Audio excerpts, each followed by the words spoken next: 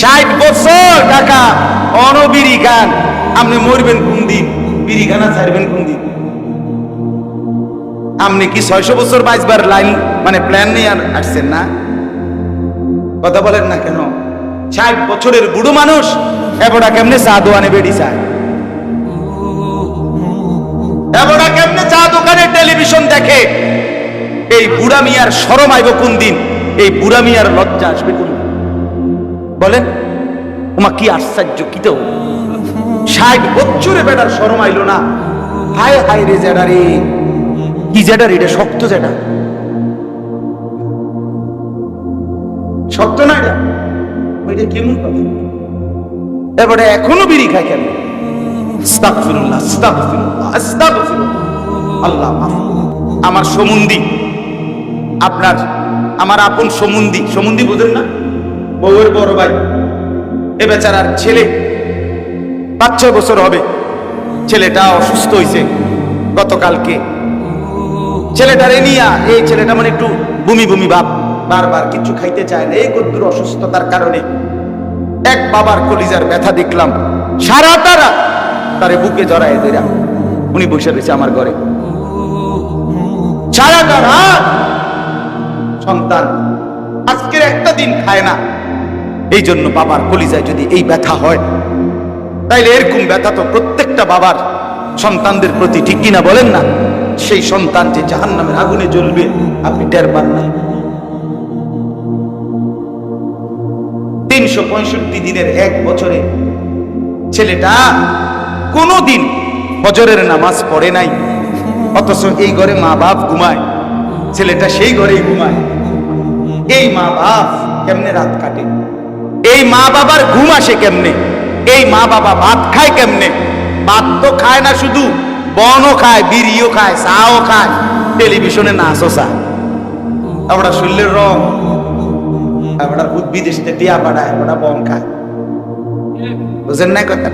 আল্লাহ রহমতে তারা 3 জন বিদেশ, তাগো টেহা দিয়া বাইক বিল্ডিং করে, ভালো ইট কিনেন 1 নম্বর, কারণ পিঠা তো খাইবেন 1 নাম্বার।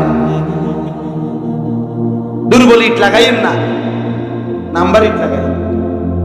আস্তাগফিরুল্লাহ, আস্তাগফির। ছেলের নামাজ, স্ত্রীর পর্দা আল ছেড়ে দিছে, ডাইরেক্ট বলে ফেলে। কইছি, কতই কইছি, হুজুর শুনে না। যে শুনে না তার জন্য ঘর বানাইলেন কেন? যে মালিকের সেজদা করে না, এই নাফরমান ডাকাতের জন্য সোফা বানাইলেন কেন? যেই মেয়ে পর্দা করে না, এই বেহায়া বেশরমের জন্য আপনি ঘর সাজাইলেন কেন? কথা বলেন না কেন?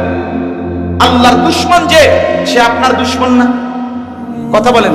বলে আমি বলি না আপনারে বাইর করে দিতেন, মানে আপনি হাল ছাড়লেন কেন? আমার দুঃখ এটা। এবারে কয় আর কয় না, হইতো না হুজুর, আর হইতো না। আপনার ছেলে, আপনি হাল ছাড়বেন কেন? কোন বাপ কি তার সন্তানের চিকিৎসা বন্ধ করে দেয়? কথা বলেন না কেন? আতুর হোক, লুলা হোক, পঙ্গু হোক, প্যারালাইজড হোক, বিকলাঙ্গ হোক, বোবা হোক, বধির হোক, আমার ফুট। ঠিক কিনা বলেন না কেন? আমার ফুট, আমার ফুট কি আমি হালাই দিতে পারব? তাহলে আমার সন্তান আমি ফেলে দেব কেন? আমি হাল ছাড়বো কেন? মানুষে না বলুক, আমি বলবো না কেন? এই জন্য বাপ, আমার কথার খোলাসা এটা, আমার মূল বক্তব্য এটাই। আপনাদের এই অঞ্চলে আপনাদের কাছে আমি অনুরোধ করে গেলাম, বাবারা মারা ছেলে মেয়ের নামাজ, ছেলে মেয়ের আখলাকের দিকে আরো বেশি ফিকির করেন, আরেকটু চেষ্টা করেন, হাল ছেড়ে দিয়েন না। আর যুবক ভাই, তোমাদের কাছে বলি, আমার কথা বাবা যদি গুরুত্ব নাও দেয়, মনে করো মা যদি গুরুত্ব নাও দেয়, তুমি তোমারে নষ্ট করো, তুমি তোমারে বরবাদ করো না ভাই। অনুরোধ আমার, এ ছেলে তোমাদেরকে বলি, বাপ তোমাদেরকে বলি, হযরত ইব্রাহিম আলাইহিস সালামের মা বাবা দুইজনই মূর্তি পূজক ছিলেন কিনা? কিন্তু ইব্রাহিম আলাইহিস সালাম তাদের সামনে মাথা নোয়ায় না। ইব্রাহিম আলাইহিস সালামের বাবা আযর বলছিল ইব্রাহিমকে, হযরত ইব্রাহিম নবীকে, লা ইল্লাম তানতাহি লা আরজুমান্নাক, পুত ছেলে আমার, যদি তুমি আমার মূর্তির বিরোধিতা না ছাড়ো, আমি তোমারে পাথর মেরে মেরে ফেলব। ওয়াহজুরনি মালিয়া, এবং তেজ্য পুত্র করে বাড়ি ছাড়া করে দেব। কোরআনের আয়াত। হযরত ইব্রাহিম আলাইহিস সালাম বাপকে ডাইরেক্ট বলছে, সালামুন আলাইকা, আব্বা আপনার জন্য কল্যাণ কামনা করছি, তবে আতাজিলুকুম ওয়া মা তাদউনা মিন দুনিল্লাহ, আমি আপনাকেও ছেড়ে দিলাম, আপনি যেই মূর্তির পূজা করেন এগুলোরও ছেড়ে দিলাম। ওয়া আদউ রাব্বি, ইব্রাহিম আলাইহিস সালাম বললেন, আব্বা আপনাকেও ছাড়লাম, মাকেও ছাড়লাম, আমি শুধু আমার আল্লাহকে ডাক দিব। আসা আল্লাহ আকুনা বিদুআই রাব্বি শাকিয়া। ইব্রাহিম আলাইহিস সালাম বললেন, আব্বা শুনে নেন বাপ আমার, আমি বিশ্বাস করি আমার সেই আল্লাহকে ডেকে কেউ কোনোদিন বঞ্চিত হয় না। সুবহানাল্লাহ, সুবহান, আল্লাহকে ডেকে বঞ্চিত হয় না। হযরতে আসিয়া তার স্বামী জামানার শ্রেষ্ঠ কাফের, নিজেকে খোদা দাবিদার ফেরাউন, ফেরাউনের ঘরে রাজপ্রাসাদে রাজরানী হযরতে আসিয়া আলাইহিস সালাম, ফেরাউন যখন শাস্তি দিতে দিতে তাফসীরের ভিতরে আছে হযরতে আসিয়ার সারা শরীরের মধ্যে পেরেক মারছে, পেরেক। ও ফিরাউনা দিল আওতাদ, কোরআনুল কারীমের মধ্যে আছে, আল্লাহ বলছেন ফেরাউন হলো পেরেক। ফেরাউন কি পেরেক? পেরেক। অনেক সন্ত্রাসীদের নাম থাকে না, সাবাতি উমর, কথাটা বুঝেন নাই? এরকম নাম থাকে না। এই ফেরাউনের নাম ছিল কি? পেরেক। ফেরাউন পেরেক মাইরা মানুষকে শেষ শাস্তি দিত, এরকম জানোয়ার ছিল।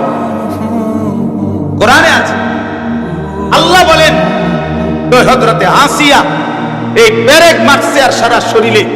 ফেরাউন তখনও বলছিল, আসিয়া তুই মূসার খোদার দিন ছেড়ে দে, কালেমা ছেড়ে দে, তোরে আমি বাঁচায় দেব। হযরতে আসিয়া বলছিলেন, ফেরাউন বাদশাহী ছেড়ে দিলাম, তোর মতো স্বামী সম্রাট ছেড়ে দিলাম, রাজ রানীর মর্যাদা ছেড়ে দিলাম, রাজপ্রাসাদকে ছেড়ে দিলাম ফেরাউন, কিন্তু খোদার কসম আল্লাহকে ছাড়া যায় না, আল্লাহকে ছাড়া যায় না। যুবক, মাকে বলিও, মা গহনা ছেড়ে দিও, অলংকার ছেড়ে দিও, রাস্তার পুরুষকে নিজের যৌবন দেখানো ছেড়ে দিও। বোন, আল্লাহকে ছেড়ো না, আল্লাহকে ছেড়ো না, আল্লাহকে ছেড়ো না। দেখায় দিছে যে স্বামী আমার শ্রেষ্ঠ কাফের ছিল, আমি সেই ঘরে থেকে আমার ঈমান বাঁচাইছি।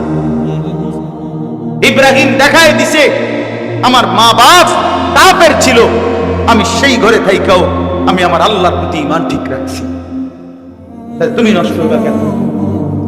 তোমার মা তো মুসলমান, তোমার বাপ মুসলমান, তোমার দাদা মুসলমান, তোমার দাদি মুসলমান, তোমার নানা মুসলমান, তোমার নানি মুসলমান, তোমার জন্মের পরে ডান কানে আজান শুনাইছিল, নর্তকীর নাচ গান শুনায় নাই। এই ছেলে বেটা, তোরে বেটা জন্মের পরে মোবাইলের দৃশ্য দেখায় নাই, তোর মনিবের আজান শুনাইছিল, তুই ভুলে গেলি কেন আজান? কান নষ্ট করে দিলি কেন বাপ? চোখ নষ্ট করে দিলি কেন বাপ? আল্লাহকে ছেড়ে কখনোই তৃপ্ত হয় না। মুসলিম শরীফের হাদিস, নবীজি বলছেন, আ'দারাল্লাহু ইলা ইমরিইন আখারা উমরাহু হাত্তা বালাগা 60। নবীজি বলছেন, যাকে আল্লাহ 60 বছর হায়াত দিয়েছে, বিশুদ্ধ হাদিস, কিয়ামতের দিন সে যদি দুনিয়ায় জাহান্নাম থেকে নিজেকে বাঁচাইতে না পারে, জান্নাতের আমল করতে না পারে, আল্লাহর রাসূল বলছে, বিশ্বাস করেন বা নবীর হাদিস, আল্লাহ তাকে কিয়ামতের ময়দানে কোনো কথা বলা, কোনো কারণ দর্শাইবার সুযোগ দিবে না, মানে খাড় করাইয়া পিটা দিবে। মানে দাঁড়াইলেই আল্লাহ ফেরেশতাগুলো শুধু ফিট, যেটারে ফিটো, হ্যাঁ হ্যাঁ শুধু ফিটালো। আ'দারাল্লাহু হলো সালবে মা আখাস, বুঝছেন না? বাবে ইফআল, অর্থাৎ কোনো ওজর রাখবে না, কোনো কিছু বলার কি দিবে না, শুধু।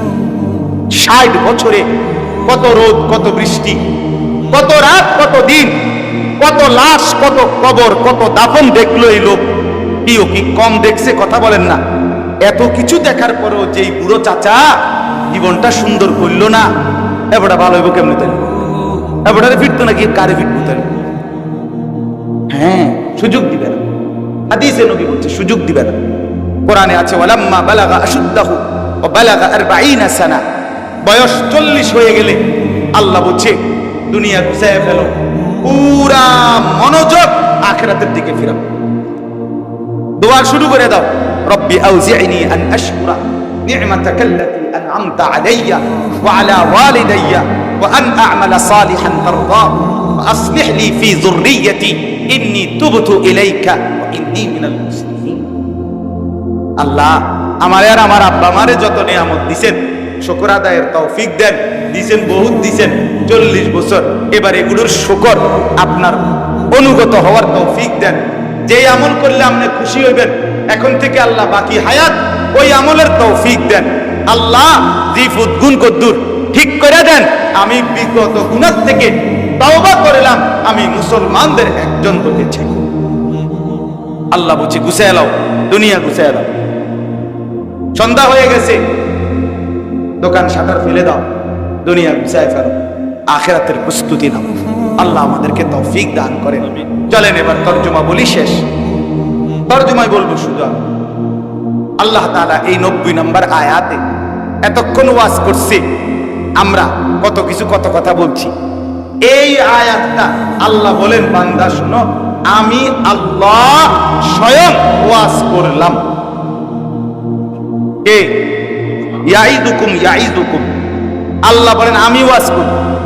এই জন্য ওয়াজ আল্লাহ তাআলা বলেন, আল্লাহ বলেন ওয়াজ আমি করছি। কে করছে? এই আল্লাহ নিজে ওয়াজ করেছে। রাসূলুল্লাহ সাল্লাল্লাহু আলাইহি ওয়াসাল্লামের সাহাবীরা, হাদিস স্পষ্ট আছে, নবীজির বেলায় সাহাবীরা ব্যবহার করছে ওয়াদানা রাসূলুল্লাহ সাল্লাল্লাহু আলাইহি ওয়াসাল্লাম। রাসূলুল্লাহ সাল্লাল্লাহু আলাইহি ওয়াসাল্লাম আমাদেরকে ওয়াজ করলেন, সাহাবীরা বলছে। এই জন্য ওয়াজকে ওয়াজ বলা কোরআনের শব্দ, ওয়াজকে ওয়াজ বলা হাদিসের শব্দ, প্রোগ্রাম বলা এটা কোরআনের শব্দ না। হ্যাঁ, আমরা নতুন আধুনিক আজকে প্রোগ্রাম করতে, আমার তো আজকে 2টা প্রোগ্রাম।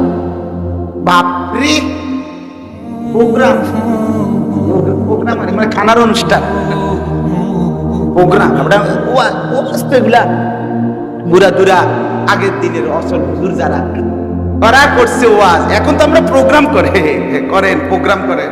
আমি অনওয়াজে করি, আপনি প্রোগ্রাম করেন। আমি আজ পর্যন্ত কোনোদিন বলি নাই আলহামদুলিল্লাহ যে আজকে আমার প্রোগ্রাম। তোর প্রোগ্রামের খেতা গিলে বেড়া প্রোগ্রাম দিতে হবে। রব্বুল আলামিন বলেন ইয়াইজুকুম, আমি ওয়াজ করছি। এর চাইতে উত্তম শব্দ আর কি হতে পারে? সাহাবীরা বলছেন ওয়াজানা রাসূলুল্লাহ, রাসূলুল্লাহ ওয়াজ করলেন। এর চাইতে উত্তম শব্দ আর কি হতে পারে? তাহলে এটা কার ওয়াজ? আল্লাহ। আল্লাহ বলেন বান্দা আমি তোমাদেরকে 6টি বিষয়ের ওয়াজ করছি। কয়টি বিষয়? 3টি করবা, 3টি ছাড়বা। 1 নাম্বার ইন্নাল্লাহা ইয়া'মুরু বিল আদল, আল্লাহ তাআলা বলেন আমি তোমাদেরকে সর্বক্ষেত্রে ন্যায়পরায়ণতা, ইনসাফ। আমার এক ভাই, আপনি লম্বা সময় ধরে মোবাইল টিপতেছেন, আপনারে অনুরোধ করছি আপনি মাদ্রাসার ভিতরে গিয়া মোবাইল টিপেন। আপনার এতগুলো কথা বলার পরেও আপনার খামখেয়ালি গেল না, আল্লাহ আপনার উপরে রহম করেন, আল্লাহ আপনার উপরে দয়া করেন। আল্লাহ যেন আজকের পুরা মাহফিলের উসিলা আপনারে হেদায়েত দেন। আশ্চর্য আশ্চর্য। ইন্নাল্লাহা ইয়া'মুরু বিল আদল, আল্লাহ তাআলা বলেন আমি তোমাদেরকে 3টি আদেশ করছি। 1 নাম্বার সর্ব অবস্থায় ইনসাফ, ন্যায়পরায়ণতা। কখনোই বেইনসাফি জুলুম করবে না। আদল, ন্যায়পরায়ণতা যেন তোমার মধ্যে সর্বদা থাকে। তাহলে 1 নাম্বার কিসের আদেশ? ন্যায়পরায়ণতা। বলেন না কি? 2 নাম্বার ওয়াল ইহসান, ওই যে এই আল ইহসান। আল্লাহ বলেন আমি তোমাদেরকে আদেশ করছি সর্বাবস্থায় অপরের প্রতি দয়া, অপরের প্রতি সহমর্মিতা, অপরের প্রতি কল্যাণের। তুমি সর্বদাই অপরের প্রতি দয়া করবে। 3 নাম্বার ওয়া ইতাইদিল কুরবা, সর্বাবস্থায় আত্মীয় স্বজন যারা তাদের হক আদায় করবে, তাদের সাথে উত্তম আচরণ করবে, তাদেরকে দান সদকা করবে, তাদেরকে আদর আপ্যায়ন করবে, তাদের খোঁজ খবর রাখবে। এই 3টা আল্লাহ বলেন 1 নাম্বার, হে আমার বান্দা, আমি তোমাদেরকে আদেশ করছি সর্বাবস্থায় ন্যায়পরায়ণ থাকবে।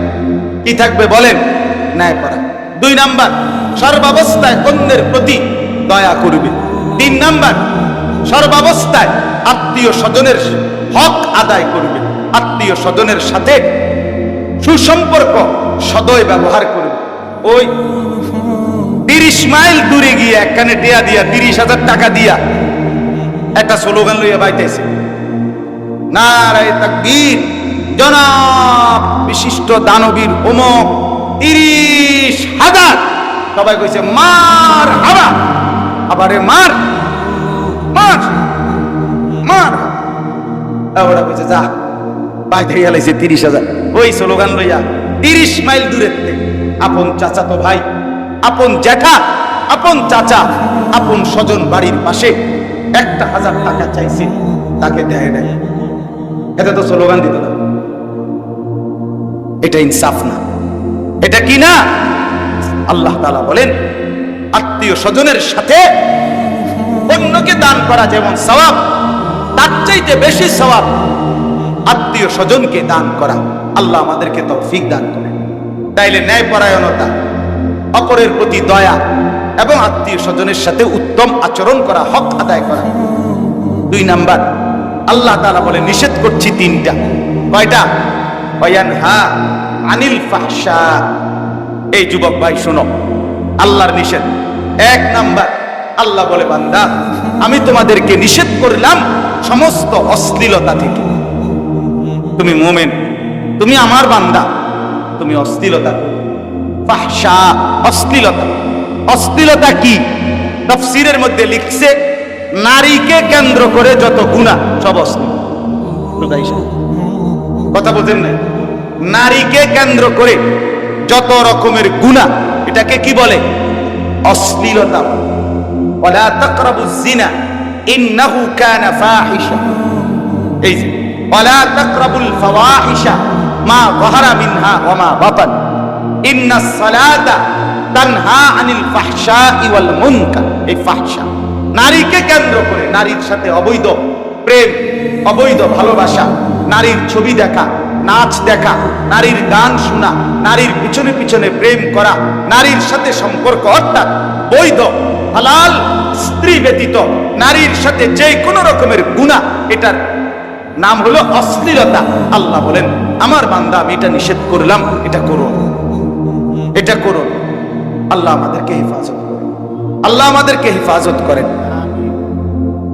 এরপরে আল্লাহ বলেন ওয়াল মুনকার, সমস্ত গুনাহ আমি আল্লাহ নিষেধ করেছি, যত কবিরা গুনাহ, সব কবিরা গুনাহ থেকে তোমাকে আমি নিষেধ করলাম, তুমি করো না।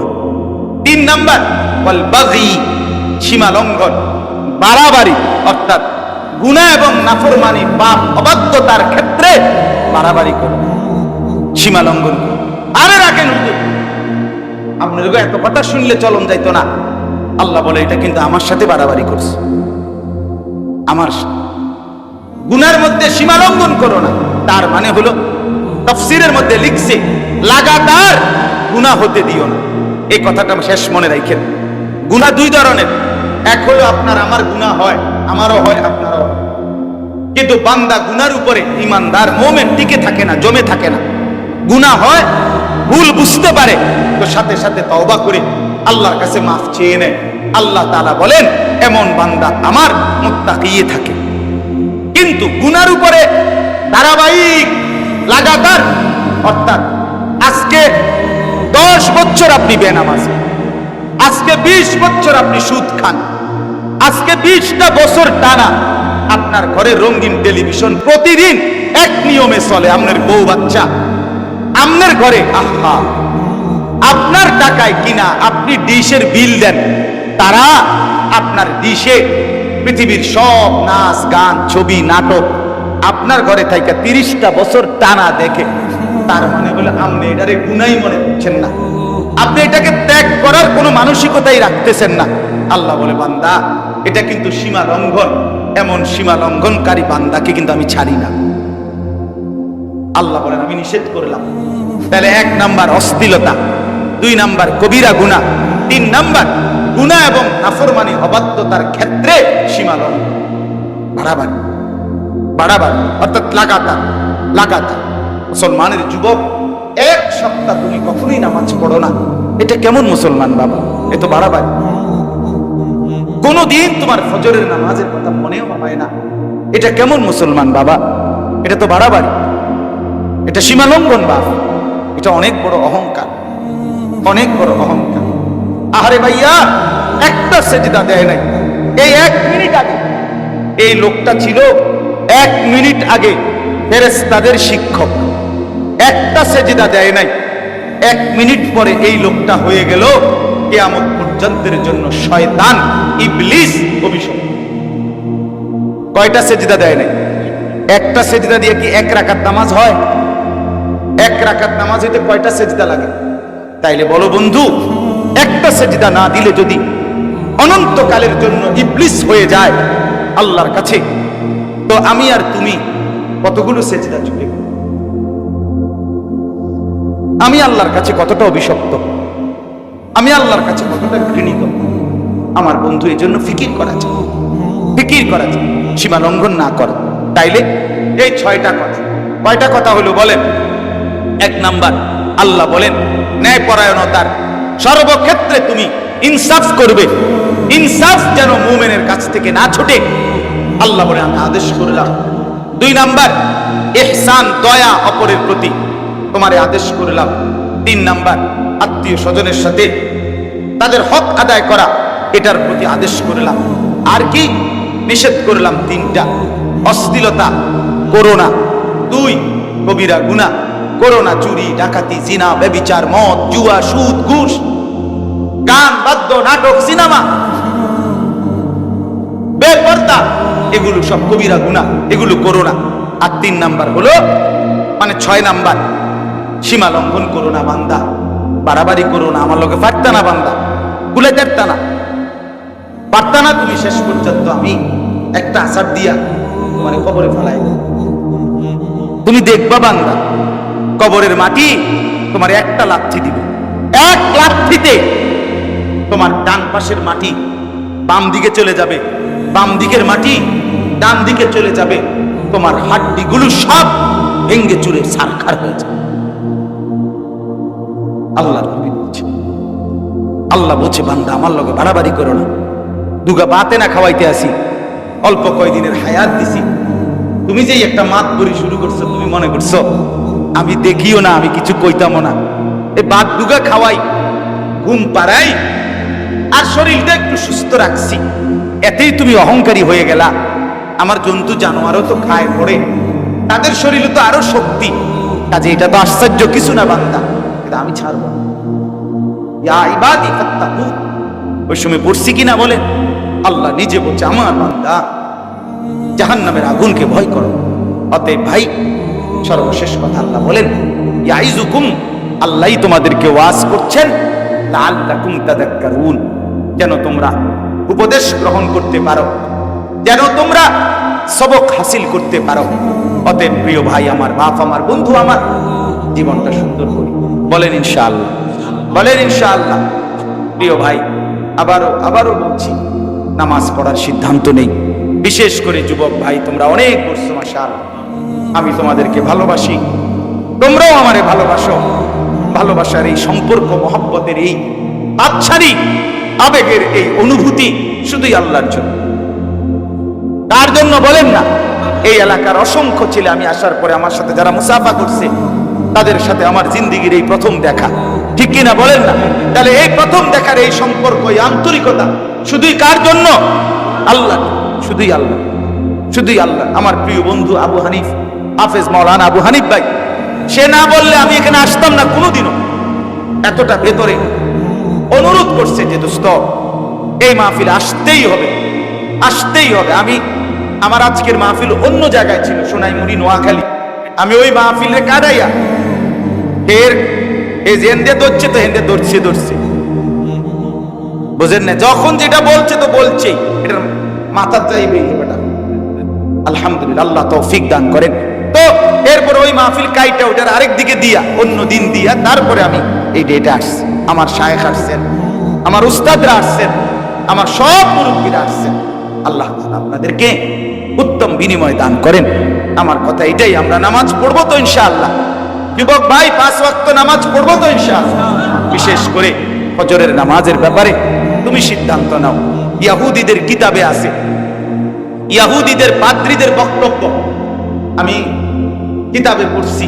ইহুদিদের একটা কথা আছে যে মুসলমানের হাতে দুনিয়ার সমস্ত কাফের পরাজিত হবে যেদিন।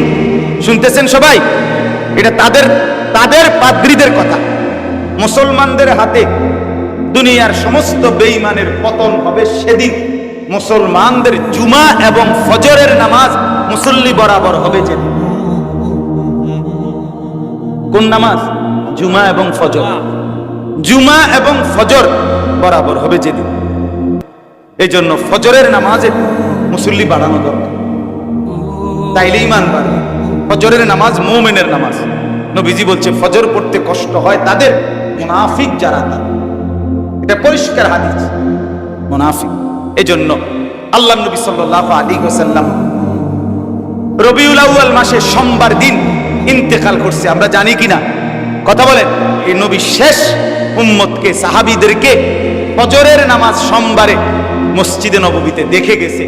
সব সাহাবী মসজিদে হযরত আবু বকর সিদ্দিকের ইমামতিতে ফজরের নামাজ পড়ছে। নবীজি অসুস্থ এত বেশি ছিলেন, মসজিদে যাইতে পারছিলেন না।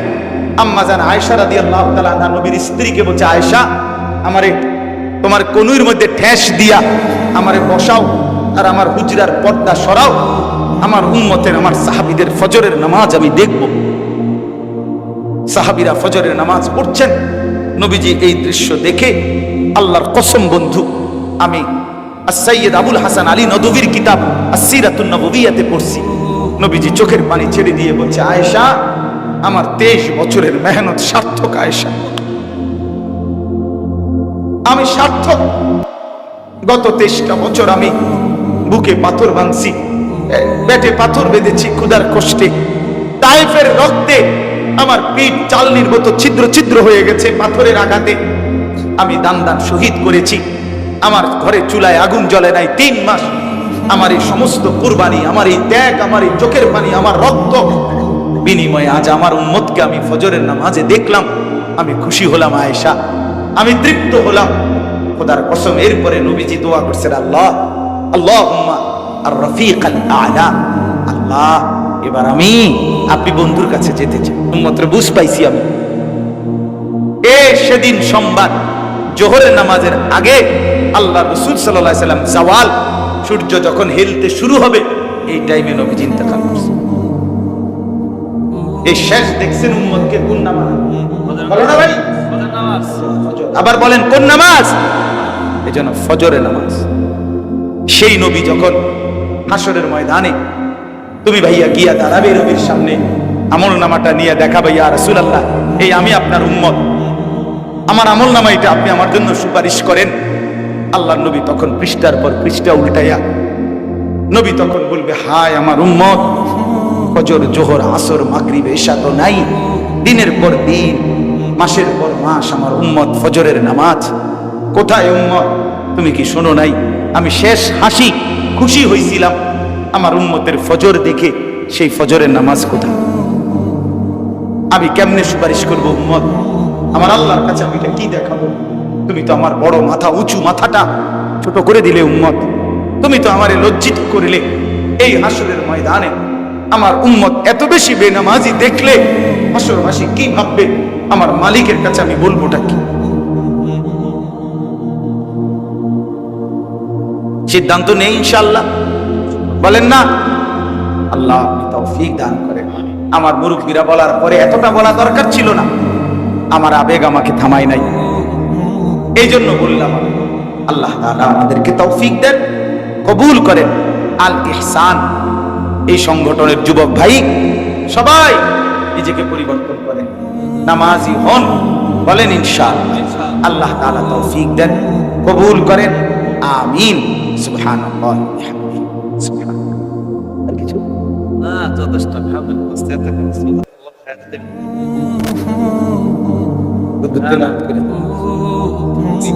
আলহামদুলিল্লাহ।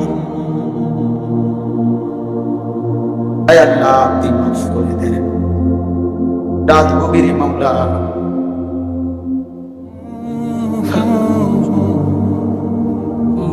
আপনি মাফ করে দেন, আপনি মাফ। আয় আল্লাহ, রাত গভীরে আপনার কাছে আপনার নাফরমান গোলামরা হাত তুললাম, আপনি মাফ করে দেন। তারায়া দিয়েন না মাওলা, ফিরাইয়া দিয়েন না মাওলা। আয় আল্লাহ, বঞ্চিত করবেন না মাওলা, মাহরুম করবেন না মাওলা। এই যুবক ছেলেগুলোকে নামাজি বানিয়ে দেন, এই যুবকদেরকে সেজদাওয়ালা কপাল বানিয়ে দেন, কাঁদিনেওয়ালা চোখ বানিয়ে দেন, আপনার অনুগত গোলাম বানিয়ে দেন, আসহাবে কাহফের ইমানদার যুবক বানিয়ে দেন, ইউসুফ আলাইহিস সালামের মতো সচ্চরিত্র যুবক বানিয়ে দেন। আয় আল্লাহ, ইমামে মাহদির সৈন্য বানিয়ে দেন, দাজ্জালের বিরুদ্ধে লড়বার মতো হিম্মত দান করেন। মুরব্বী বাবা চাচাদেরকে আরো বেশি নেক আমলের তৌফিক দেন। এলাকার আশপাশের সমস্ত কবরবাসীদেরকে মাফ করে দেন। কিয়ামত পর্যন্ত কবরের আযাব মাফ করে দেন। অসুস্থ বিমারি যারা শিফা করে দেন, কামাই রুজিতে বরকত দিয়ে দেন। আল্লাহ, জীবনটা সুন্দর করে দেন, আখলাক সুন্দর করে দেন। আবার তৌফিক দান করেন। মোবাইলের আসক্তি থেকে বাঁচান মাওলা, মোবাইলের আসক্তি থেকে বাঁচান মাওলা। ছেলেগুলোকে বাঁচায় দেন, বোনদেরকে বাঁচিয়ে দেন, মার বোনদেরকে পর্দাওয়ালা জীবন দান করেন, আবেদা সালেহা বানিয়ে দেন। আল্লাহ কবুল করে নেন। মাদ্রাসার মুহতামিম সাহেব